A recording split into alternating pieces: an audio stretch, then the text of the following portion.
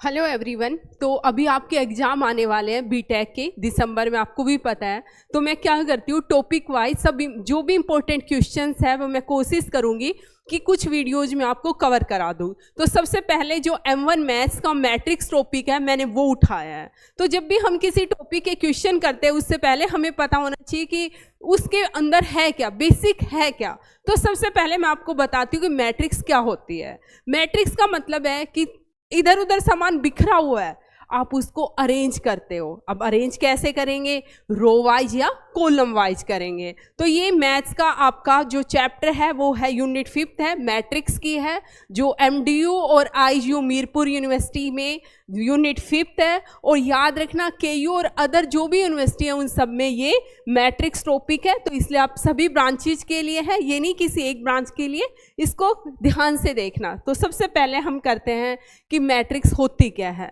तो मैट्रिसेस का मतलब क्या रहता है कि जो भी हमारा सामान बिखरा हुआ है, जैसे ये यहाँ पे मैंने 2 पटक दिया, यहाँ पे 5 रख दिया, यहाँ पर 6, यहाँ पर 7, कहीं पर 9।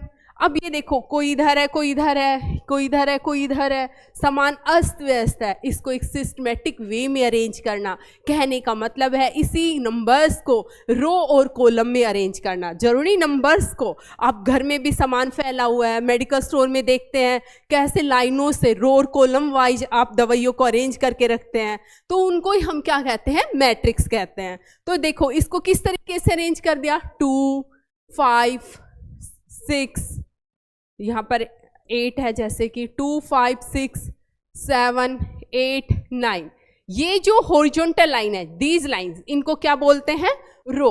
और जो ये वर्टिकल लाइन है इस तरीके से, इनको क्या बोलते हैं हम, कॉलम। तो हॉरिजॉन्टल रो और कॉलम में अरेंज करना नंबर्स को, आइटम्स को क्या कहलाता है, मैट्रिक्स कहलाता है। तो ध्यान रहेगा, these horizontal lines are called row और these vertical line are called column. क्या बोलते हैं, कॉलम। ध्यान रखना इस चीज का कि रो और कॉलम क्या रहता है, ठीक है। तो आपसे मैट्रिक्स जब भी कोई पूछेगा आप क्या बताएंगे कि नंबर्स को एक सिस्टमेटिक वे में या नंबर्स को रो और कॉलम की फॉर्म में अरेंज करना ही क्या कहलाता है, मैट्रिक्स कहलाता है। जरूरी नहीं हमारा अरेंजमेंट ये इसी तरीके से हो कि 2 रो हो, 1, 2, 3 कॉलम हो। आप जरूरी नहीं है यही अरेंजमेंट करें, आप इसका अरेंजमेंट ऐसे भी कर सकते थे, 2, 5, 6, 7, 8, 9। अब क्या हो गया, देखो नंबर ऑफ रो 1, 2, 3 और नंबर ऑफ कॉलम 1, 2। इसका मतलब यहाँ पर नंबर ऑफ रो 3 हो गई और नंबर ऑफ कॉलम कितने हो गए, 2 हो गए। तो हम जरूरी नहीं है कि एक पर्टिकुलर पैटर्न में, अब बहुत तरीके हैं कि किस तरीके से हम इसको अरेंज कर सकते हैं, वो हमें मल्टीपल से देखना पड़ेगा, अभी मैं बताऊंगी आपको। उसके बाद जैसे ही आता है, उसके बाद आता है कि एक मैट्रिक्स का ऑर्डर क्या रहता है। क्या कहते हैं कि एक मैट्रिक्स का ऑर्डर क्या रहता है। आपके पास जैसे मैंने अभी लिखा था 2, 3, 4, 5, इस मैट्रिक्स में नंबर ऑफ रो कितनी है, 2, 1 और 1, 2। तो नंबर ऑफ रो कितने हैं, 2। नंबर ऑफ कॉलम देखो 1 और 1, 2। नंबर ऑफ कॉलम कितने हैं, 2। रो भी 2 है और कॉलम भी 2 है, तो ये मैट्रिक्स क्या कहलाएगी, 2/2 की। समझ में आया, क्या कहलाएगी, 2/2 की है। अगर इस मैट्रिक्स में 2 और 1 सिर्फ ये होता तो ये मैट्रिक्स कितने की कहलाती, देखो नंबर ऑफ रो कितनी है, 1 और नंबर ऑफ कॉलम कितने हैं, 1 और 1, 2। इसका मतलब 1/2। कहने का मतलब है, इससे हमें क्या समझे, इससे हम एक चीज समझे कि सबसे पहले कि एक मैट्रिक्स को रेक्टेंगुलर ब्रैकेट में हम इस तरीके से रिप्रेजेंट करते हैं। कैसे करेंगे वो देखो आप, या तो हम मैट्रिक्स को इस तरीके से रिप्रेजेंट करेंगे ओपन ब्रैकेट में, या फिर हम मैट्रिक्स को रेक्टेंगुलर ब्रैकेट में करेंगे। ध्यान रखना, मैट्रिक्स को रिप्रेजेंटेशन के लिए कभी भी ये वाली ब्रैकेट आप यूज मत करना, क्योंकि ये किसका सिंबल होता है, डिटर्मिनेंट का। किसका होता है, डिटर्मिनेंट का। तो ये साइन नहीं यूज होगा, कौन सा होगा, ये होगा और ये होगा। अब बात आती थी ऑर्डर ऑफ ए मैट्रिक्स। किसी मैट्रिक्स के ऑर्डर का मतलब, जैसे मैंने लिखा 2/3, इसका मतलब जो पहले वाला एलिमेंट है वो रो को इंडिकेट करेगा जो पहले वाला है वो रो को इंडिकेट करेगा और जो दूसरे वाला है वो किसको इंडिकेट करेगा, कॉलम को। दूसरे वाला किसको करेगा, कॉलम को। समझ में आया? जैसे कि मैंने एग्जाम्पल कंसीडर किया 2 3 -5 6 7 8, तो इस मैट्रिक्स में देखो नंबर ऑफ ऑर्डर कैसे निकालेंगे, 1 और 1 2, नंबर ऑफ रो कितनी हुई 2, अब 1 2 3, नंबर ऑफ कॉलम कितने हुए 3, तो इस मैट्रिक्स का ऑर्डर क्या कहलाएगा 2/3। तो ऑर्डर ऑफ ए मैट्रिक्स अब समझ में आया, क्या होगा 2/3 होगा। अब बात आती है, कोई आपसे पूछ ले कि इस मैट्रिक्स में नंबर ऑफ एलिमेंट कैसे है, तो आप काउंट करने मत लग जाना। अगर आपको पता है कि मैट्रिक्स का ऑर्डर 2/3 है, इसको आपस में आप मल्टीप्लाई कर दो, 2 × 3 क्या आएगा 6 आएगा। इसका मतलब उस मैट्रिक्स में नंबर ऑफ एलिमेंट है वो कितने हैं 6 है। समझ में आया?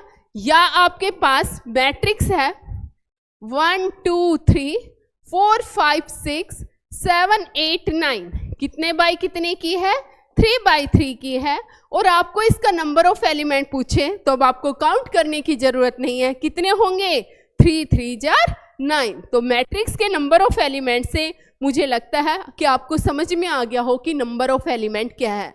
अगर आपसे अब कोई पूछ ले कि मेरे पास कोई भी मैट्रिक्स है, एक जनरल एग्जांपल, मेरे पास कोई भी मैट्रिक्स है m × n की, तो इसके अंदर नंबर ऑफ एलिमेंट कितने होंगे mn होंगे।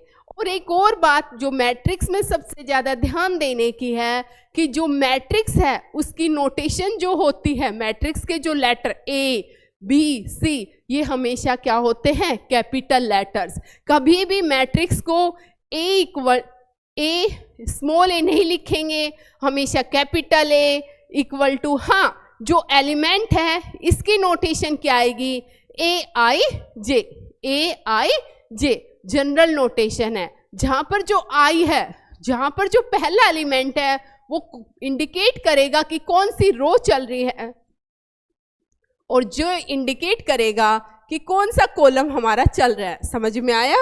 I क्या इंडिकेट करेगा कौन सी रो चल रही है, और J इंडिकेट करेगा कौन सा कॉलम चल रहा है।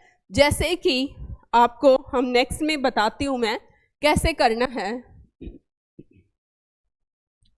कि आपको मैट्रिक्स का जो मैं बता रही थी नेम कैसे देना है।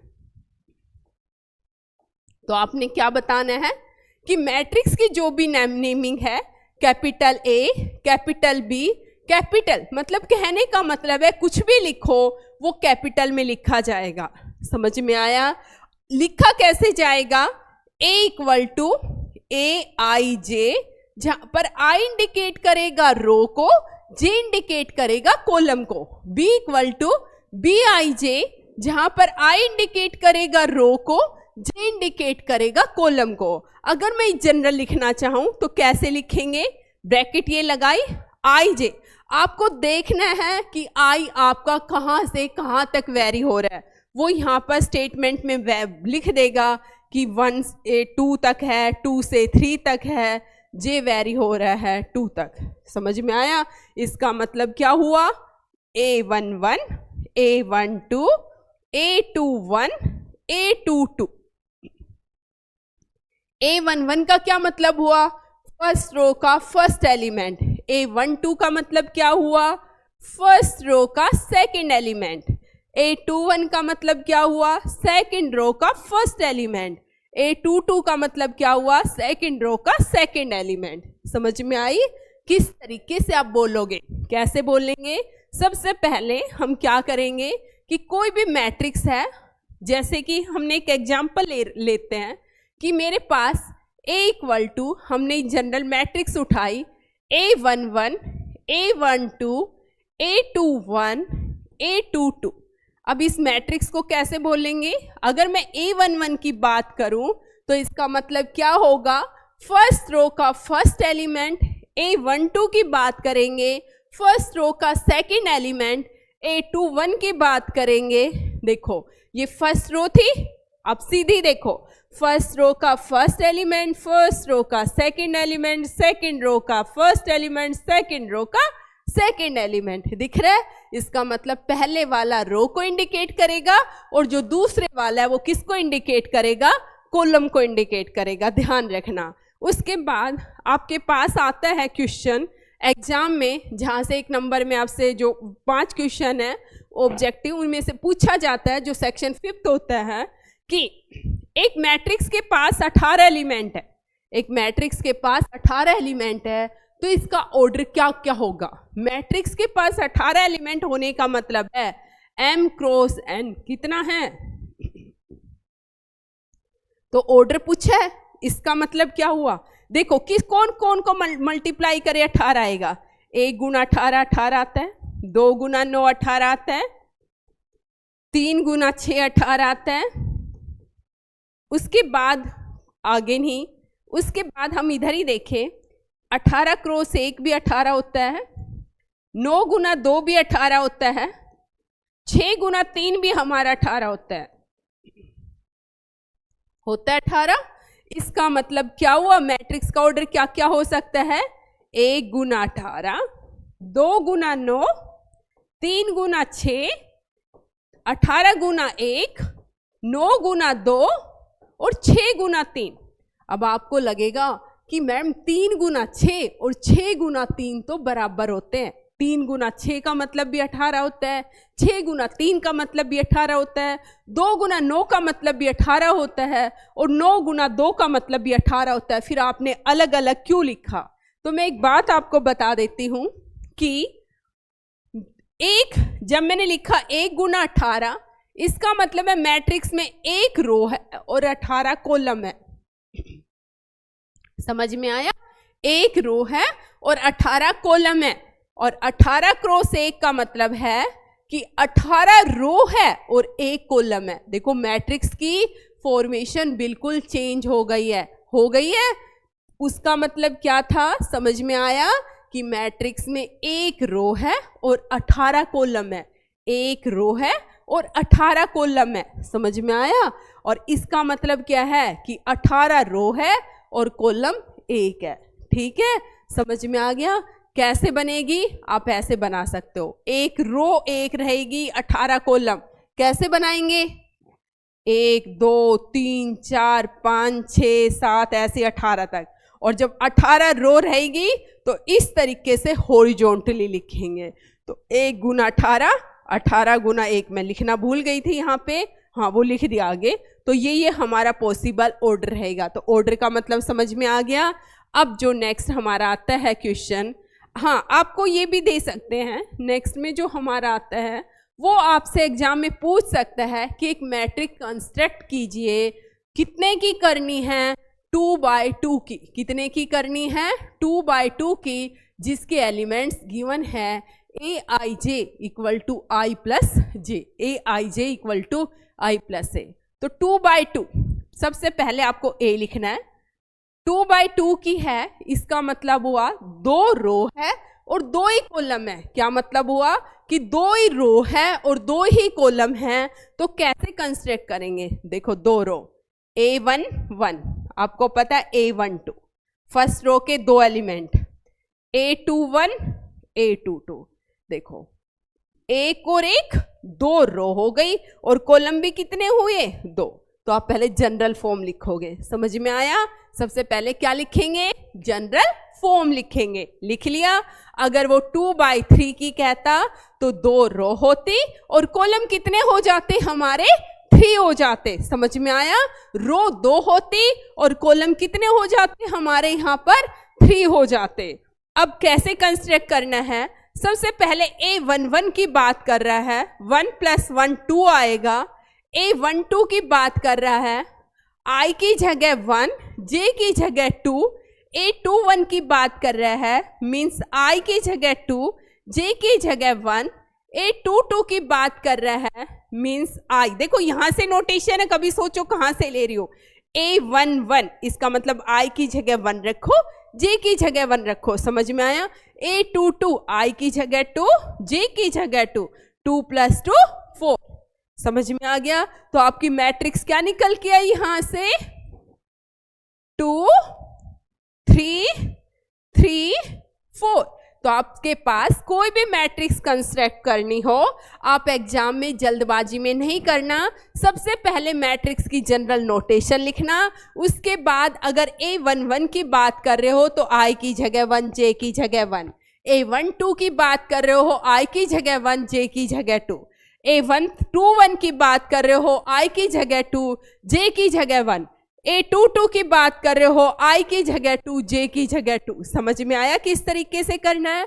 तो आपको मैं क्वेश्चन दे रही हूं कि किसी भी मैट्रिक्स के यदि, क्या क्वेश्चन है मेरा, कि यदि किसी भी मैट्रिक्स के कितने नंबर ऑफ एलिमेंट है, अगर एक मैट्रिक्स के 12 नंबर ऑफ एलिमेंट है तो इसका पॉसिबल ऑर्डर क्या क्या होगा, इसका पॉसिबल ऑर्डर क्या होगा। प्लीज मुझे कमेंट में जरूर बताना कि मैट्रिक्स को कंस्ट्रक्ट कैसे करना। एक क्वेश्चन दूसरा, सबसे पहले तो एक मैट्रिक्स का ऑर्डर 12 है, ठीक है, सॉरी नंबर ऑफ एलिमेंट 12 है, तो what are the possible orders, ठीक है, फर्स्ट क्वेश्चन ये है।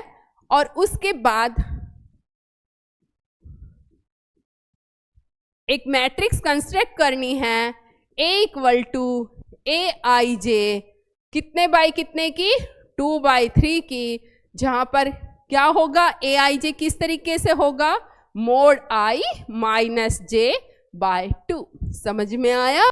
ये दोनों क्वेश्चंस आपको करना है क्योंकि ये बिल्कुल मैट्रिक्स का बेसिक है। थैंक यू आज के लिए। प्लीज चैनल को सब्सक्राइब जरूर कर लेना। Thank you.